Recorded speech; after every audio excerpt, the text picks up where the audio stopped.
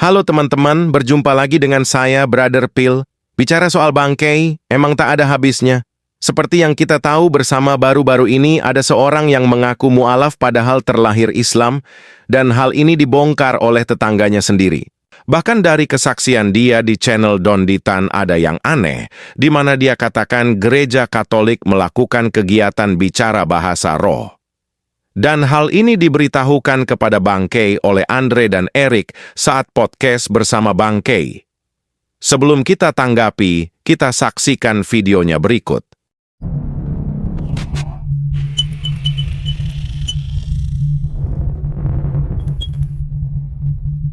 Jadi nggak apa-apa.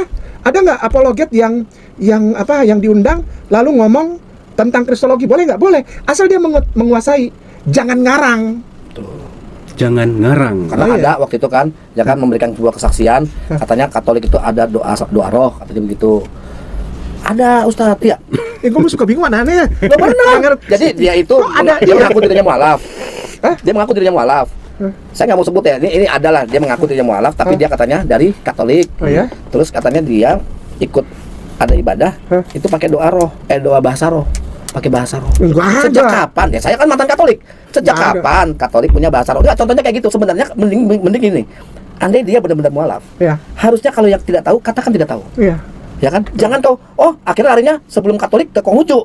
Katanya Konghucu nggak percaya Tuhan. Benar ini fakta. Ini benar. Ini terjadi. Sekarang ini terjadi. Oh, ya? Iya. Ada orang yang ngomong gitu. Ada dan dilindungi sekarang, lagi dilindungi sekarang. Tapi saya nggak mau sebut siapa yang dilindungin. Iya. Kamu kenapa itu? Bilang kata-kata mualaf itu kenapa? Kamu kan Muslim, Melayu asli. Terus? Bu, orang Islam, kemudian bisa pindah agama, kemudian dipindah lagi kan bisa dikatakan sebagai mu'alaf juga. Oh, Uni, dia ini bukan pindah agama, bukan pindah agama, dia betul-betul dari kecil Melayu. Iya, dia lahir sebagai Islam, kemudian dia ikut suaminya, misalnya ikut agama tertentu, kemudian dia kembali lagi. Apakah itu tidak bisa dikatakan sebagai mu'alaf? Bisa, karena mu'alaf itu artinya orang yang dilembutkan hatinya. Lah, ya udah Ibu buktikan. Ya silakan Ibu buktikan. Cuman gini. Enggak, itu orang habis makan somai ya? Enggak, saya nggak tahu. Yang nggak tahu kan ini? Bener nggak tahu ini. Nanti deh. Lapar. Dari beliin somai. Oh, enggak. Maksudnya gini loh. Ini yang diomongin ini benar kejadian. Iya. Dan ini lagi rival. Viral. Mualaf. Ngakunya mualaf tahun 2022, baru 2022. Oh, masih baru. Mungkin dia masih bingung. Bukan bingung, sekarang dia tadinya awalnya ngomongnya Buddha. Awalnya Buddha, terus ke Katolik, nggak taunya pas dilihat ditanya tentang kebudaannya, kok ada sesajen? Itu Konghucu kali. Iya, saya Konghucu. Lain lagi berubah. Terus dia bilang kalau Konghucu itu tidak percaya Tuhan. Mualafnya di mana? Nyasar kali, nyasar. Nah, dia bilang pas Katolik itu pakai bahasa roh Dan jadi apologet kan? dari apologet. Oh, Dan apologetnya apologet yang cuma sekedar ditanya, jawab, nggak bisa jawab di apa namanya tuh? Di apa? oh maksudnya Diturunin. apa lagi punya channel gitu? Ya. Hebat amat. Iya, makanya saya coba mau ngomong, bukan berarti Mualaf itu nyantri dulu lah. Nggak nyantri lu, udah jangan jadi mualaf. maksudnya saya, kau kalau memang nggak tahu, bahkan ngomong begini, saya aja kata dia nih ikut pelayanan di gereja, apa pelayanannya? Terus orangnya nanya, ini menyajikan anggur, kan ada tuh anggur, kan anggur berarti perjamuan. Perjamuan, betul. Loh, sejak kapan dia kalau mau jadi putra altar itu kan tugas Nggak perusahaan, bisa. itu nggak bisa orang Katolik lain. nggak bisa. Misdinar itu harus jadi misdinar, itu juga harus ada apa namanya pembekalan dari Kalau di komunitas Protestan pertama. bisa. Dia Katolik, dia bilang Katolik. Enggak, Protestan juga paling, tapi tidak semua jemaat kan itu harus penatua diaken atau presbiter. Dan kalau misalnya benar, Presbiter. kayak kita kan, Ya mungkin dia presbiter. Katolik. gerejanya di mana? Kan nggak yang sebutin gerejanya di mana. Kalau kita kan sebutin Ustaz nama GPID. Ya, saya satu yang dua. Saya GMK Naripan. Terus pada suka sama Kira Condong. Ngajarnya di Bintang Mulia. Ada bukti-bukti Ada bukti-buktinya kita punya bukti. Ketika ditanya, emang Gue juga ada punya bukti tapi tetap dimaki-maki. Barusan kita dengarkan bagaimana reaksi Bangkai terhadap kasus mu'alaf yang padahal lahir Islam. Bangkai sok ngajarin supaya jangan ngarang, dan dia juga bilang bahwa dia juga punya bukti. Pertanyaan kita adalah, bukti apa? Bukti pernah sekolah pendeta? Semuanya itu tidak ada bukti. Kalau dia berasal dari jemaat GPIDZ Baoth memang benar. Tapi soal dia sekolah pendeta itu bohong dan tidak ada bukti. Kalau Lisa mu'alaf Dayak mengatakan dalam kesaksiannya, gereja Katolik melakukan kegiatan bahasa roh. Faktanya gereja Katolik tidak mempraktekkan bahasa roh.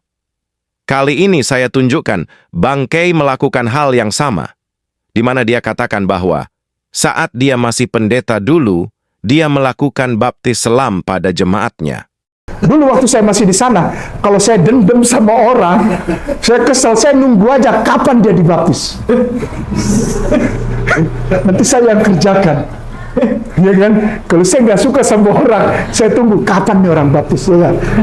Begitu dia bilang, oh tanggal segini Pak, saya yang baptis dia. Saya. Taruhnya agak lama. Jadi sudah sampai dia gini. Kayak di ring MMA. Oh, udah, naik lagi. Masih kamu bikin? Enggak, masuk aja. Astagfirullahaladzim. Kan dia masuk kayak gini, Ustazah. Masuk kayak gini nih. Ke belakang, bukan ke depan. Ke belakang. Wih, enak banget gitu yang dorong kan. Nggak ada perlawanan kan. Dia mau lawan gimana di air, begitu ke belakang pula. Nah, taruh. Mau ngapain? Hidupmu ada di tanganku.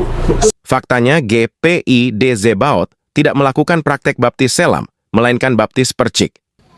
Aku membaptiskan engkau dalam nama Bapa dan Anak dan Roh Kudus.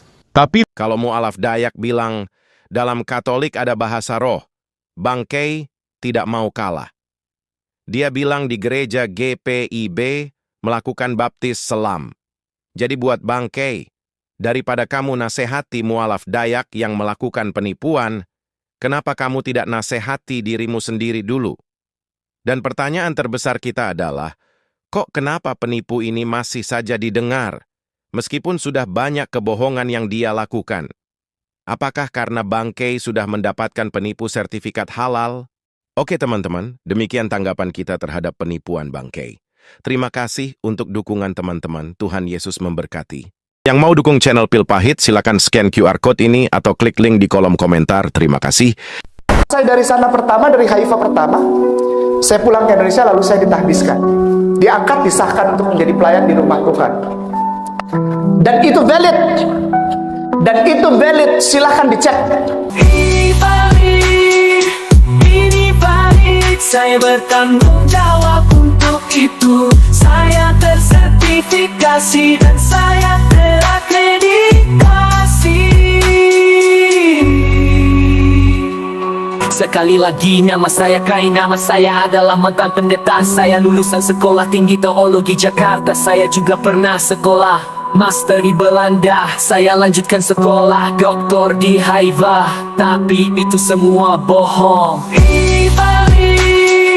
Ini valid, saya bertanggung jawab untuk itu. Saya tersertifikasi dan saya terakreditasi.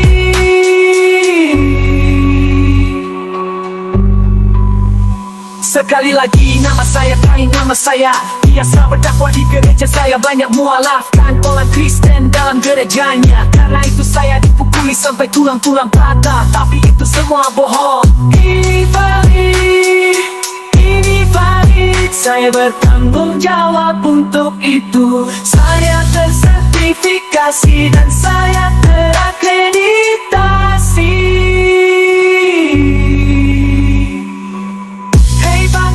Sampai kapan begini, bertobatlah sebelum ajal menjemputmu.